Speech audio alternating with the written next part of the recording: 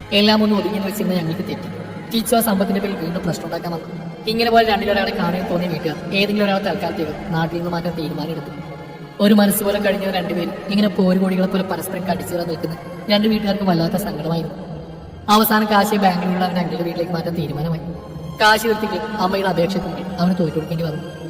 പക്ഷെ അച്ഛനോട് അവന് അപ്പോഴും അകൽച്ച തന്നെയായിരുന്നു, തന്നെ വിശ്വസിക്കാത്തത്. ഇപ്പോഴും അവർ അത്യാവശ്യ കാര്യങ്ങൾക്കല്ലാതെ അദ്ദേഹത്തോട് സംസാരിക്കാറില്ല. അന്ന് നാട് വീട് ഉപേക്ഷിച്ച് അവൻ പോകുമ്പോൾ എനിക്കൊരു വാക്ക് തന്നിരുന്നു, അവനെ തോൽപ്പിച്ചതിന് മുമ്പിൽ ജയിച്ച് കാണിക്കുമെന്നും. അവൻ ഒറ്റയ്ക്ക് വിടാൻ പറ്റാത്തതുകൊണ്ട് ഞാനും പോയി അവൻ്റെ കൂടെ ബാംഗ്ലൂരിലേക്ക്. ഞങ്ങളുടെ പഠനമൊക്കെ അവിടെ ആയിരുന്നില്ല. സ്റ്റഡീസ് ഒക്കെ പൂർത്തിയാക്കിയപ്പോഴാണ് അവൻ സ്വന്തമായിട്ട് ബിസിനസ് തുടങ്ങാൻ തീരുമാനിച്ചത്. അവന്റെ അങ്കിൾ എന്റെ അച്ഛനും കൂടെ ഇൻവെസ്റ്റ് ചെയ്ത് തുടങ്ങിയ ഒരു സംരംഭമാണ് കേസ് ഗ്രൂപ്പ്സ്. അവന്റെ വാശിയും കഷ്ടപ്പാടും കൊണ്ട് കെട്ടിപ്പടുത്തതാണ്. അവൻ ചെയ്യിച്ച ഓരോ പണി കയറിക്കൊണ്ടിരിക്കുമ്പോഴാണ് നീയും കിച്ചും തമ്മിലുള്ള റിലേഷൻ അറിയുന്നത്. തന്നെയുള്ള ദേഷ്യത്തിൽ കിച്ചു നിന്നെ ഇതിലേക്ക് വലിച്ചെടുക്കുന്നത് അവൻ ഓർത്തില്ല. അത് കാശിയെ പാടെ പിടിച്ചുലച്ചു. അന്ന് മുതൽ അവൻ മദ്യപാനവും തുടങ്ങി. ചോദിക്കുമ്പോഴൊക്കെ പറയുക നെഞ്ചിലെ നിങ്ങൾ കുറച്ചെങ്കിലും മാറാനാണെന്നാണ്. പിന്നെ ഞാൻ തടയാനും നിന്നില്ല. പകൽ മുഴുവൻ അവന്റെ ശ്രദ്ധ ബിസിനസ്സിലും, രാത്രി മദ്യസേവയും. അങ്ങനെ ഞങ്ങൾ ഇവിടെ കമ്പനിയുടെ പുതിയ ബ്രാഞ്ച് തുടങ്ങി. ഇനി നാട്ടിൽ സെറ്റ് ചെയ്യാന്ന് പറഞ്ഞുകൊണ്ട് ഇവിടേക്ക് ഹെഡ് ഓഫീസ് മാറ്റി. ഞങ്ങൾ നാട്ടിലേക്ക് വന്നതിന് മുന്നോടിയായിട്ടാണ് കാശിയുടെ അച്ഛനായിട്ട് സംസാരിച്ച് നിന്റെ അച്ഛനും വീണ്ടും പഴയ പ്രപ്പോസൽ വെച്ച്. നിന്റെ അച്ഛനെ എല്ലാം അറിയാം. അത് അങ്കിൾ നിന്റെ ആകെ നടത്തില്ലെന്ന് വാശി പിടിച്ചത്. നിങ്ങളുടെ കല്യാണത്തിന് അന്ന് കിച്ചുവിനെ പൂട്ടിയിട്ടതായിരുന്നു. അല്ലെങ്കിൽ അവൻ തീർച്ചയായിട്ടും പ്രശ്നം ഉണ്ടാക്കിയാണ്. കല്യാണം കഴിഞ്ഞെന്ന് ഉറപ്പിച്ചതിന് ശേഷമാണ് അവനെ പുറത്തു വിട്ടത്. ഇതൊക്കെയാണ് അവർക്കിടയിൽ സംഭവിച്ചത്. അല്ലാതെ മോള് കേൾക്കുന്ന പോലെ കാശി ഒരു ചതിയെന്നല്ല. ജ്വാല മോള് ഞാൻ നീക്ക് അറിയാതെ ശ്രീയേട്ടൻ പറയുന്ന കേട്ടപ്പോഴാണ് താൻ കരയുകയാണെന്ന് മനസ്സിലായത്. അവിയോ അക്കുവേട്ടനൊക്കെ എന്നെ ദയനീയതയോടെ നോക്കി. ഇതെല്ലാം കേട്ടപ്പോഴേക്കും ഞാൻ തകർന്നു പോയിരുന്നു. ഇത്രയും നാൾ താൻ ചതിക്കപ്പെടുകയായിരുന്നു. കിച്ചുവേട്ടൻ എന്നെ വെച്ച് കാശിയെ തോൽപ്പിക്കാൻ ശ്രമിക്കുകയായിരുന്നു. ഈ മനുഷ്യന് ഒരിക്കലും മാപ്പ് അറിയിക്കാത്തതാണ്. ഞാനായിട്ട് സ്നേഹം ചോദിച്ചു വാങ്ങിയതല്ലോ, എന്നിൽ നിന്നും പിടിച്ചെടുത്തതല്ലേ. അല്ലെങ്കിൽ അതിനെന്നെ സ്നേഹിച്ചിരുന്നു. ഞാൻ സ്വയം വെട്ടിയായി.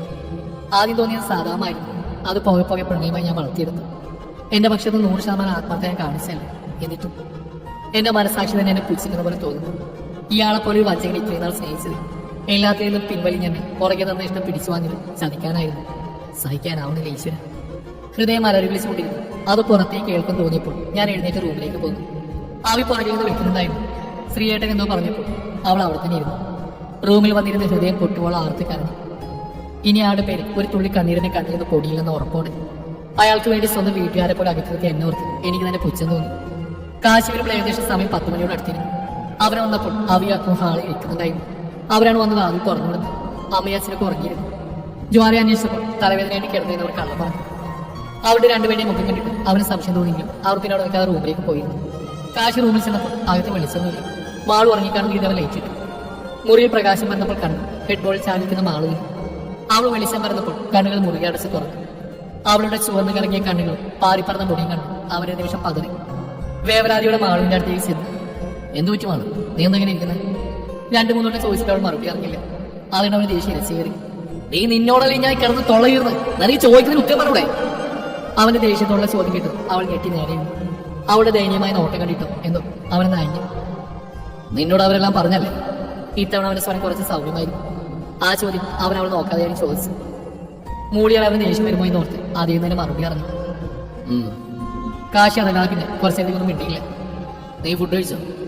അവളില്ല എന്ന് മറുപടി പറഞ്ഞു. രൂക്ഷമായ നോട്ടമായി തിരികെ കിട്ടിയത്. ഞാൻ ഫ്രഷായി വരുമ്പോഴേക്കും മുടിയൊക്കെ നേരേക്കും മര്യാദയ്ക്ക് ഇരുന്നോളൂ, അല്ലെങ്കിൽ ഇങ്ങനെ മോങ്ങിയിട്ട് എന്ത് കിട്ടാനാ? നടന്നൊക്കെ ഇല്ലാതാവും. കാശി അവളോട് പറഞ്ഞിട്ട് ഫ്രഷാവാൻ ചെന്നു. ഈശ്വര, ഇയാൾ എന്താ ഇങ്ങനെ? ഇതിന്റെ സ്വഭാവം ഞാൻ തന്നെയാണ്. എന്നെ ഇഷ്ടമാണെന്നൊക്കെ പറഞ്ഞിട്ട് എന്തെങ്കിലും പെരുമാറുന്നു. ഞാൻ ഇതുവരെ വിചാരിച്ച സത്യം ഞാൻ അറിയാത്തതുകൊണ്ടാണ് ഇങ്ങനെയൊക്കെ പെരുമാറുന്നത്. ഇയാൾ പിടിയിട്ടുന്നില്ല. കാശി പറഞ്ഞ ഒരു കാര്യം ശരിയാ, ഞാനിങ്ങനെ കരഞ്ഞുകൊണ്ടിരുന്നിട്ട് കാര്യമില്ല. ഞാൻ എന്റെ മുടിയെല്ലാം മാറി ഒതുക്കി കണ്ണു തുടച്ചു.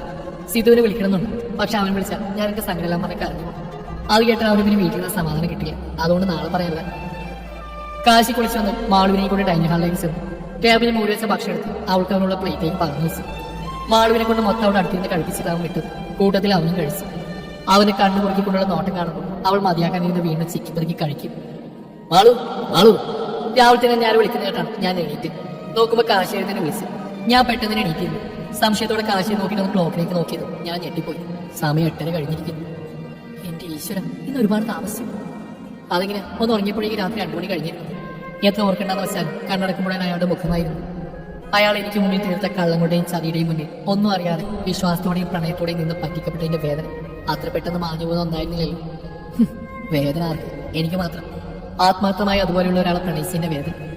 ആദ്യ പ്രണയം വേദനകൾ മാത്രം നൽകി അവസാനിച്ചു. അല്ലെങ്കിൽ ചതിയിലൂടെ നേടുന്നതിനല്ല ആയുസ് കുറവായിരിക്കും. ഞാനൊന്ന് വിശ്വസിച്ചു. നീ ഇതെന്താ ആലോചിച്ചിരിക്കാം, ആ കോഫി കുടിച്ച് വേറെ റെഡിയാവും. കാശി ടേബിളിൽ കോഫി ചൂണ്ടിയാടി പറഞ്ഞു. അപ്പോഴാണ് എനിക്ക് ബോധം വന്നത്. ഞാൻ ഇത്ര നേരം എഴുന്നേറ്റെടുത്ത് തന്നെ ഇരിക്കുവാണ്.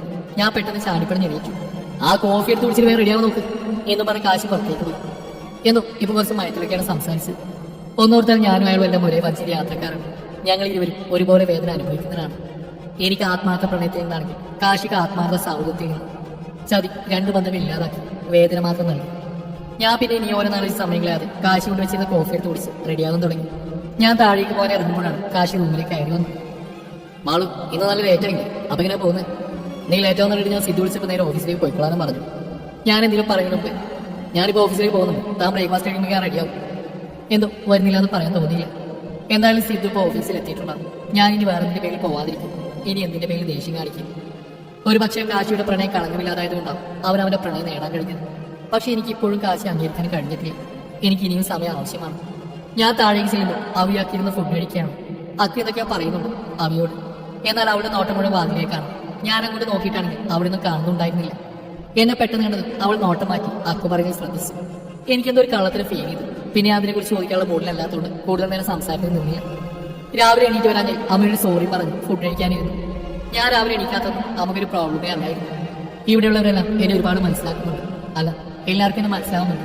ഞാനാണൊന്നും കാണാത്തത്. ഞാൻ കഴിച്ചു കഴിഞ്ഞപ്പോഴേക്കും കാശി റെഡിയായി വന്നു. ഞങ്ങൾ അന്നേരം തന്നെ പോകാനായി ഇറങ്ങി. യാത്രയിലുടനീളം ഞങ്ങൾ ഇരുവരൊന്നും സംസാരിച്ചില്ല. ആ കാറിനൊക്കെ മുഴുവൻ നിശബ്ദതയായിരുന്നു. ഓഫീസിലെത്തിയതും ഞാൻ ഇന്നലെ ഇരുന്ന ക്യാബിലേക്ക് പോയി. എന്നെ പ്രതീക്ഷിച്ചത് പോലെ സിദ്ധു അവിടെ ഉണ്ടായിരുന്നു. അവനടുത്ത് നിന്ന് ഇരിക്കുമ്പോഴെല്ലാം അവനോട് പറയാൻ മനസ്സിലാക്കിക്കൊണ്ട്. എന്നാൽ അപ്പോൾ ഞങ്ങൾക്ക് സ്വസ്ഥമായി സംസാരിക്കാനുള്ള സാഹചര്യം ഇല്ലായിരുന്നു അവിടെ. ബ്രേക്ക് സമയത്ത് അവനോട് സംസാരിക്കാമെന്ന് ഉറപ്പിച്ചു. എന്റെ മുഖം കണ്ടിട്ടാണെന്ന് തോന്നുന്നു അവൻ എന്താണ് ചോദിക്കുന്നത്. അല്ലെങ്കിൽ എനിക്കൊരു സങ്കടം ഉണ്ടായി. അത് ആദ്യം മനസ്സിലാവുന്ന സിദ്ധുവിന് തന്നെയാണ്. അന്ന് ഉച്ചവരെ അലർച്ചനെ വർക്കൊക്കെ ചെയ്ത് സമയം പോയി. ഉച്ചയായപ്പോൾ തന്നെ ഞാൻ സിദ്ധുവിനെ വിളിച്ച് ഓഫീസ് ക്യാനിൽ ഒഴിഞ്ഞൊരു മൂലക്ക് ചെന്നിരുന്നു. എനിക്ക് അവനോട് എങ്ങനെ പറഞ്ഞു തുടങ്ങണമെന്ന് അറിയില്ലായിരുന്നു. ഓർക്കാൻ ഇഷ്ടപ്പെടാത്തതൊക്കെ വീണ്ടും വീണ്ടും മനസ്സിലേക്ക് കടന്നു വരുമ്പോൾ ആകെ മൊത്തത്തിൽ ഒരു വീർപ്പുമുട്ടൽ. പിന്നെ ഞാൻ കുറച്ച് വെള്ളം കുടിച്ച ശേഷം എങ്ങനെയൊക്കെയോ ഞാൻ പറഞ്ഞു അയാളുടെ ചതിയുടെ കഥ. പറയുമ്പോൾ അറിയാതെ എന്റെ കണ്ണുകൾ നിറഞ്ഞു വീഴും. എത്ര അടക്കി നിർത്താൻ ശ്രമിച്ചാലും മനസ്സതിന്റെ സങ്കടം കരഞ്ഞേനെ തീർത്തു. ഞാൻ പറഞ്ഞു കഴിഞ്ഞ് സിദ്ധുവിനെ നോക്കുമ്പോൾ അവന്റെ മുഖമാകെ ദേഷ്യത്താൽ വലിഞ്ഞു മുറുകുന്നുണ്ടായിരുന്നു. നീ എന്തൊക്കെയാ പറയുന്നത്? കിച്ചോട് നിന്നെ ചതിക്കായിരുന്നോ? എനിക്കൊന്നും ഇന്നാൻ സാധിച്ചില്ല. അവൻ എന്റെ അടുത്ത് വന്നിരുന്നു എന്റെ മുഖം പിടിച്ചു ചേർത്തി. കറങ്ങി കറങ്ങിയ കണ്ണുകൾ കണ്ടാണ് അവനൊരു തരം നിസ്സായാവസ്ഥ നിറയുന്നുണ്ട്. പക്ഷെ പെട്ടെന്ന് തന്നെ അവിടെ ദേഷ്യം നിറയുകയും ചെയ്തു. നിന്നെ ഇത്ര വേദനിപ്പിച്ചിട്ട് അവനെ ഞാൻ വെറുതെ വിടില്ല. ഇനിമാതിരി പണിയായിട്ട് ആർക്കും ചെല്ലരുത്. അതിനുള്ള ഞാൻ കൊടുത്തിരിക്കും. ദേഷ്യത്തിൽ മുഷ്ടിയിട്ട് പിടിച്ച് പറഞ്ഞുകൊണ്ട് എങ്ങോട്ടോ പോകാൻ തുടങ്ങിയ സിദ്ധുവിനെ ഞാൻ തടഞ്ഞു. എനിക്കറിയാം അവൻ ഇവിടേക്കാവും പോവുകയെന്ന്. ഇനിയൊരു പ്രശ്നം ഞാൻ ആഗ്രഹിക്കുന്നില്ല. എന്തായാലും അയാൾ എന്നോട് ചെയ്തതിന് കാര്യം നടത്തിയോദിക്കാറില്ല. എന്നെ വീട്ടുമാറും വെറുതെ കഴിയില്ല. എന്തിന്? എല്ലാം കഴിഞ്ഞില്ല. സിധു, നിങ്ങൾ ആരും ഞാൻ അടുത്ത് പോകുന്ന പോലെ ഞാൻ ആഗ്രഹിക്കുന്നില്ല. മനസ്സായ ആളുകളുടെ വെറുപ്പാണ്. പക്ഷെ എനിക്ക് അയാളൊന്ന് കാണണം. ഒരു കാര്യം ചോദിക്കുകയും വേണം. ആ ശബ്ദം വളരെ ഉറച്ചതായിരുന്നു. സിധുവിന് ഞാൻ എന്തൊക്കെയോ പറഞ്ഞ് തടഞ്ഞു നിർത്തി. അവന്റെ ഉള്ള നിറയെ ദേഷ്യമാണെങ്കിലും എനിക്ക് വേണ്ടി അടങ്ങി നിന്നു. അന്ന് മുഴുവൻ സമയം അവൻ എൻ്റെ ഒപ്പം തന്നെ ഉണ്ടായിരുന്നു. വൈകുന്നേരം കാശിക്ക് ഇത് വർക്കുണ്ടായതുകൊണ്ട് ഞാൻ സിധുവിനൊപ്പമാണ് വീട്ടിലേക്ക് പോയത്. ഞങ്ങൾ വീട്ടിലേക്ക് ചെല്ലുമ്പോൾ അവിയൊപ്പം പുറത്തേക്ക് ഇരിക്കുന്നുണ്ടായിരുന്നു.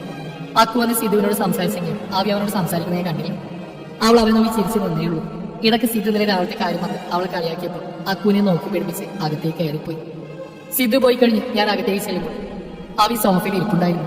ഒറ്റ നോട്ടിൽ തന്നെ ആള് പിണങ്ങിയിരിക്കുമെന്ന് മനസ്സിലാവും. അവളെ നോക്കിയാക്കാനായി അക്കുവിനെ ചുമ്മാ 2 വഴക്ക് പറഞ്ഞു. അവൾ ഡബിൾ ഹാപ്പി. അവർ നോക്കിയത് കൊഞ്ഞനെ കുത്തി അവൾ അവിടെ നിന്ന് ടീവിയാണ്. ഞാൻ റൂമിലേക്ക് വന്നൊന്ന് ഫ്രഷ് ആയി താഴേക്ക് ചെയ്യുമ്പോൾ അമ്മയും ഉണ്ടായിരുന്നു അവിടെ.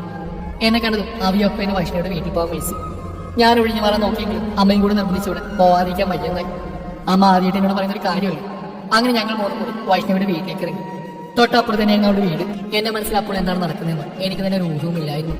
സങ്കടമാണ്, സാധാരണമാണ്, അങ്ങനെ എന്താണെന്നറിയാത്തൊരു തരം നിർവികാരനായിരുന്നു എന്നിൽ നിറഞ്ഞു നിന്നത്. ഞങ്ങൾ അവിടെ വീട്ടിലെത്തിയപ്പോൾ വൈഷ്ണവിയാണ് വന്ന് കഥകൾ തുറന്നു. അവൾ അവിയാക്കുമായിട്ട് നന്നായി സംസാരിക്കുന്നുണ്ട്. എന്നെ നോക്കി ചിരിക്കുകയും ചെയ്യുന്നു. ഞാനും തിരിച്ചിരിച്ചെങ്കിലും മനസ്സിൽ നിറയും അവയുടെ വാക്കുകളായിരുന്നു. അറിയാതെയാണെങ്കിൽ അവളുടെ ജീവിതത്തെ വീലെത്തി ഞാനാണ്. അവിയാക്കു മുകളിലേക്ക് കയറിപ്പോയി. വെളിയിൽ നിന്ന് എന്നെ വൈഷ്ണവിയാണ് അകത്തേക്ക് കൂട്ടിയത്. എനിക്ക് അവളോട് സംസാരിക്കാനോ മടി തോന്നി. പക്ഷെ അവൾ വാത്തോരാതെ ഓരോന്ന് സംസാരിച്ചുകൊണ്ടേയിരുന്നു. അവളുടെ സംസാരം അവളിലേക്ക് എന്നെ കൂടുതൽ അടുപ്പിച്ചു. അവളുമായി സംസാരിച്ചിരുന്ന സമയം പോകുന്നത് അറിയുന്നുണ്ടായിരുന്നില്ല. ആ സംസാരത്തിൽ ഞങ്ങൾക്കൊരു നല്ലൊരു സൗഹൃദം തന്നെ ഉണ്ടായി. അവൾക്ക് കാശിയെക്കുറിച്ച് സംസാരിക്കാൻ ഒരുപാടുണ്ടായിരുന്നു, അവന്റെ കൂട്ടുകാരെ കുറിച്ച്. പക്ഷെ ഒരിക്കലും അത് കിച്ചുവിന്റെ പേര് കടന്നു വന്നില്ല. അവളൊന്നും പറഞ്ഞില്ലെങ്കിലും അവളുടെ ഉള്ളിൽ എവിടെ എപ്പോഴും അയാളുണ്ടെന്ന് എനിക്ക് തോന്നി. ഞങ്ങൾ സംസാരിച്ച സമയം പോയത് അറിഞ്ഞില്ല. സന്ധ്യാവാറായപ്പോൾ അക്കോന്ന് വിളിച്ചപ്പോഴാണ് ഞങ്ങൾക്ക് രണ്ടിനും ആ ബോധം വന്നത്. ഞങ്ങൾ ഇറങ്ങാൻ നിൽക്കുമ്പോഴാണ് അവളുടെ വീട്ടിലേക്ക് ഒരു കാർ കൊണ്ടുവന്ന് നിർത്തിയത്. കയ്യിൽ കുറെ ഫയലും പിന്നെ ഒരു വക്കീൽ കോട്ടും ഉണ്ടായിരുന്നു. വൈശു തന്നെ എനിക്ക് പരിചയപ്പെട്ട് തന്നു. അത് അവളുടെ അച്ഛനായിരുന്നു, അഡ്വക്കേറ്റ് ദേവരാമൻ. എന്നെ അങ്ങനെ നേരത്തെ അറിയാമെന്ന് തോന്നുന്നു. എന്നോട് നല്ല രീതിയിൽ സംസാരിച്ചു. കാശിയുടെ കാര്യം, വീട്ടിലെ കാര്യമൊക്കെ ചോദിച്ചു. അപ്പോഴാണെങ്കിൽ അവിനെയും അപ്പനെയും കാണും. ഓ, ഈ പരട്ടുകളോട് ഉണ്ടായിരുന്നു. മോളിവനോട് വലിയ കൂട്ടൊന്നും വേണ്ട കേട്ടോ. ആഹാ, കാര്യങ്ങളാ. അങ്കിൾ കളിയാക്കി കണ്ണുകൂടെ എന്നോട് പറഞ്ഞു. നേരത്തെ വന്ന് വാ, നമുക്ക് പോവാ. ഈ കേസിൽ വക്കീലിനോട് കാര്യം സംസാരിക്കും. കള്ള വക്കീൽ അവർ വിട്ടുകൊടുത്തില്ല. അവർ എന്നെ വലിച്ചോട് നടന്നു പോയതിനു വേണ്ടി ഞാൻ വൈശുവിന്റെ അടുത്ത് ഒരു സോറി പറഞ്ഞു. എന്തോ എന്റെ ഒരു സമാധാനത്തിൽ ഞാൻ പിന്നെ അവളെ നോക്കാതെ അങ്കിളിനോട് യാത്ര പറഞ്ഞിറങ്ങി. അവിടെ ഇറങ്ങുമ്പോൾ അങ്കിളിനോട് എനിക്ക് വല്ലാത്തൊരു ആരാധന തോന്നി. വളരെ കൂളായിട്ടുള്ള ഒരു മനുഷ്യൻ, ഒരു ദേഷ്യമൊന്നുമില്ലാതെ വളരെ ഫ്രണ്ട്ലി ആയി എല്ലാവരും ഇടപെടുന്നു. അതുകൊണ്ട് തന്നെ പെട്ടെന്ന് തന്നെ അവരുമായിട്ട് നല്ലൊരു ബന്ധം ഉണ്ടാക്കാനായി. ഞാൻ ഓരോന്ന് ചിന്തിച്ച് നടന്നപ്പോഴേക്കും വീട്ടിലെത്തിയിരുന്നു. ആവിയാക്കും വീട്ടിലേക്ക് ഓടിക്കാറിപ്പോയി. ഞാൻ പുറകെയും ചെന്നു. വീട്ടിലെത്തിയപ്പോൾ കാശി അകത്തും കൂടെ ശ്രീയേട്ടനും അവരെന്നോട് സംസാരിക്കാനുള്ള തയ്യാറെടുപ്പിലാണ്. എന്തായിരിക്കും അവർക്ക് പറയാനുള്ളത്?